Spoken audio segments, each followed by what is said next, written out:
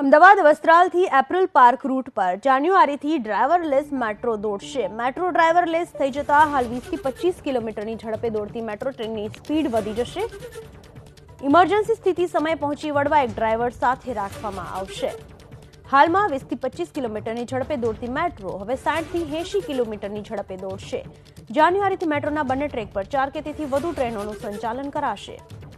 હાલમાં તેની ઝડપ 20 થી 25 કિલોમીટર છે, જે વધીને 60 થી 80 કિલોમીટર થઈ જશે.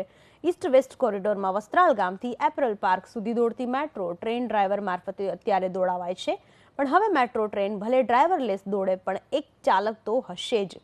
આપાતકાલીન સ્થિતિને પહોંચી વળવા મેટ્રોમાં એક ડ્રાઈવર સાથે રાખવામાં આવશે. પશ્ચિમ ભારતના કમિશનર ઓફ રેલવે સેફ્ટીના ઇન્સ્પેક્શન બાદ ગુજરાત મેટ્રો રેલ કોર્પોરેશન જાન્યુઆરીમાં ડ્રાઈવરલેસ મેટ્રો દોડાવવામાં આવે તેવી શક્યતા છે. હાલમાં 6.5 કિલોમીટર રૂટ પર દોડતી મેટ્રો ટ્રેનની સ્પીડ વધારવા માટે CRSની સ્વીકૃતિ જરૂરી છે.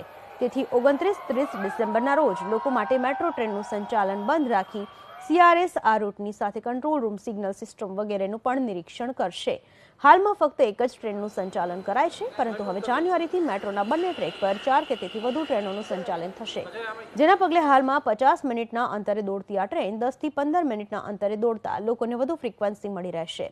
વસ્ત્રાલ અને રબારી કોલોની સ્ટેશનની કામગીરી અધૂરી હોવાથી બંને સ્ટેશનને CRSની મંજૂરી મળી નહોતી. હવે આ બંને સ્ટેશનની કામગીરી પૂરી થતાં જાન્યુઆરીથી વસ્ત્રાલ અને રબારી કોલોની સ્ટેશન પણ શરૂ કરી દેવાશે.